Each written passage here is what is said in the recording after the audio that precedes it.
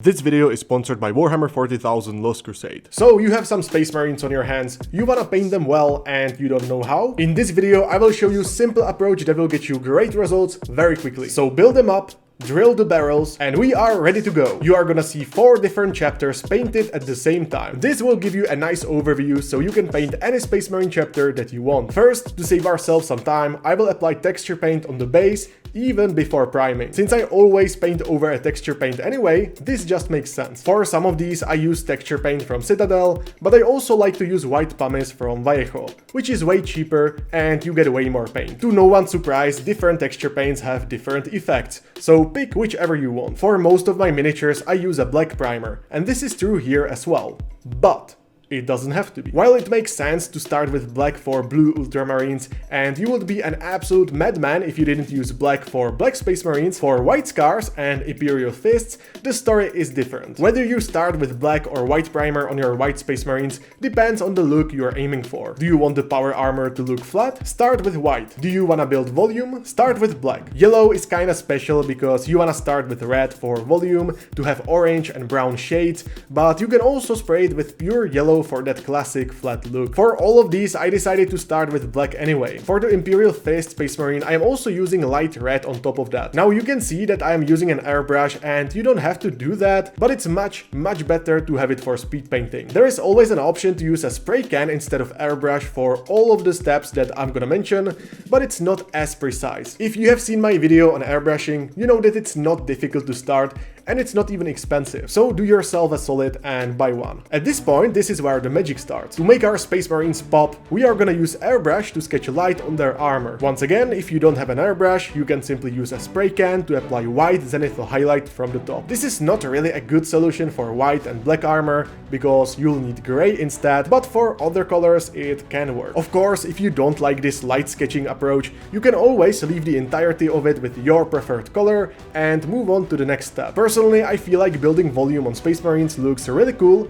so let's look how to approach different colors. But before that, we have to talk about today's sponsor, and I am excited to say that it's Warhammer 40,000 Lost Crusade. If you don't know already, Lost Crusade is a mobile strategy game officially licensed by Games Workshop. In-game, you play as Space Marines, where you can expand your base, explore the universe around you, and for me, most importantly, send your dudes into battle. And which dudes, I hear you asking? Aside from classic Space Marines or a freaking dreadnought, you can get heroes like Tycho, Cato Sicarius, Shrike, even a Sister of Battle. Oh, and did I mention that sick voice acting? There is no room on the battlefield for complacency or idleness. And finally, the best of all, very soon you'll be able to play as one of the 4 Space Marine chapters that I am currently painting. For me, an obvious choice is Imperial Fists. Download the game using the link in the description and use this gift code to claim $10 worth of in-game rewards. Thank you Warhammer 40,000 Lost Crusade for sponsoring this video. Sponsors like these make running this channel possible.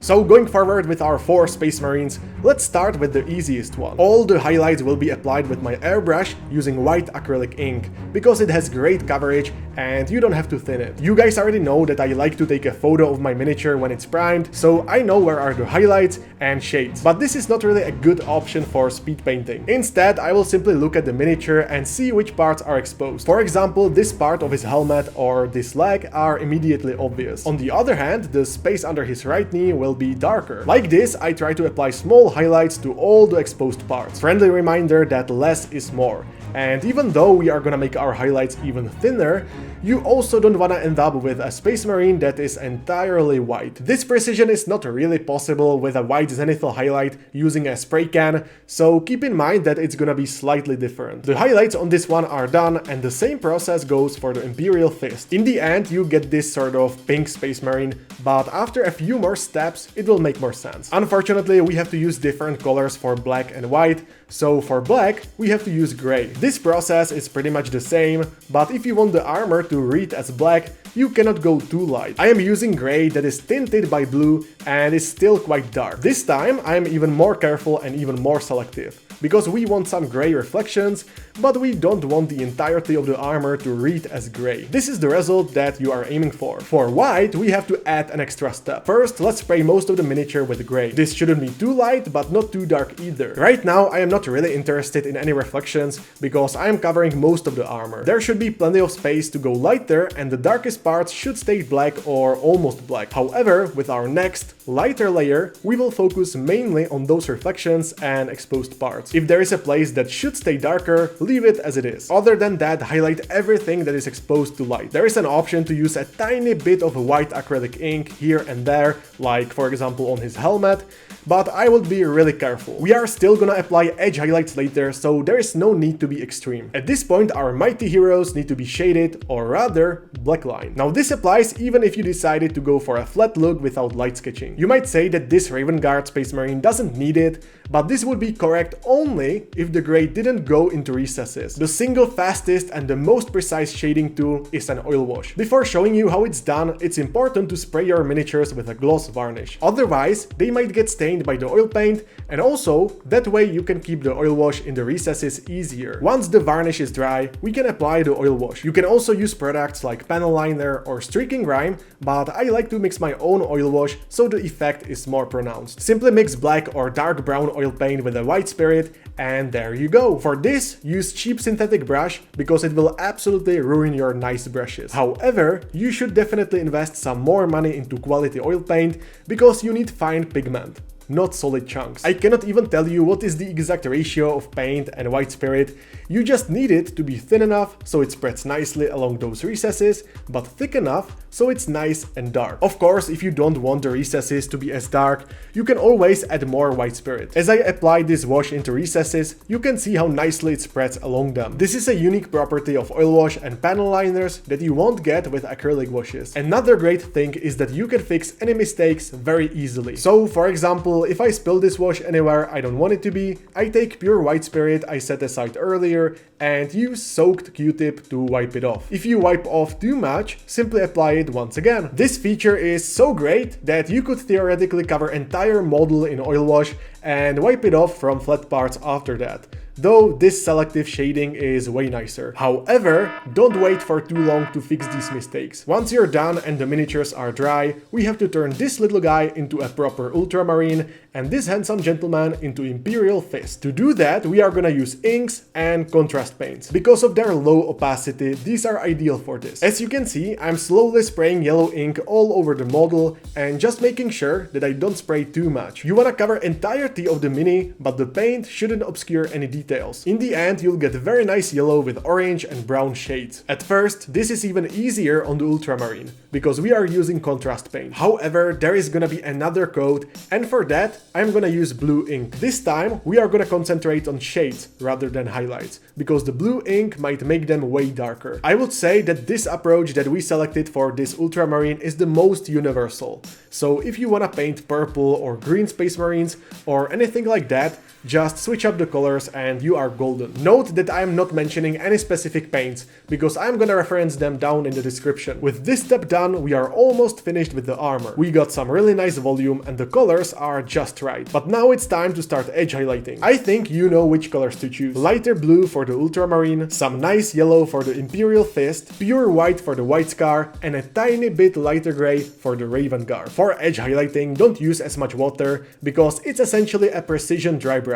But if you need thicker edge highlights, definitely add some. Usually I like to highlight every single edge on my miniature, but because this is a speed painting tutorial, pay attention to exposed edges and leave other as they are. I would pay even more attention to helmet and the chest, but other important edges should be highlighted as well. It's up to you how much time you wanna spend on this, but if you are in a hurry, just focus on the upper body instead of the legs and feet. For the sake of the video, I didn't highlight all the edges. Instead, I went for the most important ones, as I mentioned. You can leave the miniature like this, but there is also an option to apply thinner and lighter edge highlights on top of that. But since this is another time investment, you might wanna skip it or keep it for selected edges. Following that, we will start finishing up little details that all our Space Marines have in common. Starting with lenses. You will definitely use different colors for different chapters, but I always start by covering the socket with black. On top of that, I apply the main color of the lens, which in this case is red. Now you can put another lighter layer or two towards the inner corner of the lens,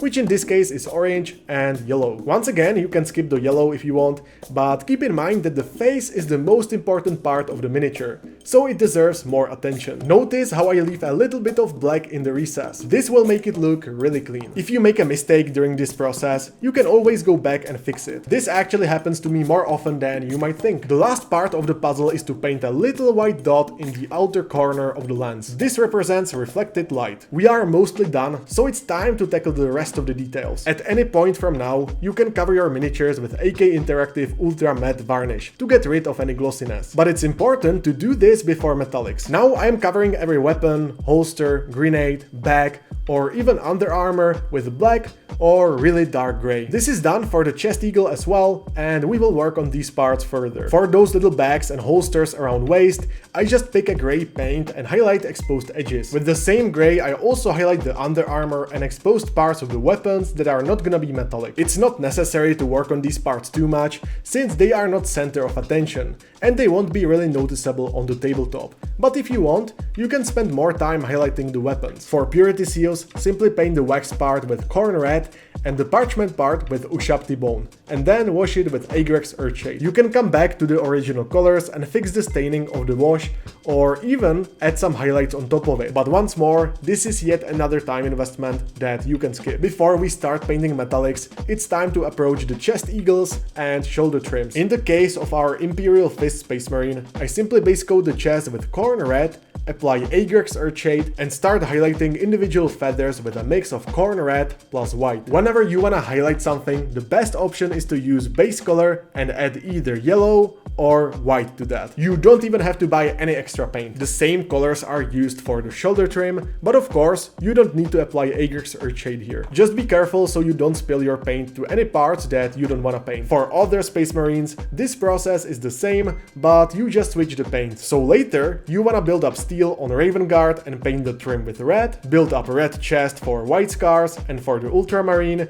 I use gold. Once you start using metallics, things are a little bit different, because I will not highlight any gold parts. I am using a combination of Retributor armor and Vallejo metal color gold to have a paint that is not too thick, yet covers super well. With this mix, I cover all gold parts, including trim on the shoulder pad. Well, I guess there aren't that many gold parts, so let's move to steel. This recipe for steel is very simple. You just need two paints, Vallejo Air Steel and black ink. I am gonna mix these two to make darker shade and use pure steel for highlights. And that's exactly what I am doing right now. I am covering every steel part with my darker mix first, and then proceed to highlight the edges and exposed parts with pure steel. It's super simple, yet effective. There are two things left to do, and that is the base and applying the decals. For decals, I simply cut them out in a very precise manner and dip them into microsol for 30 seconds or so. This will make them softer and easier to apply. Now use your brush to place them to the right spot, and if it doesn't work,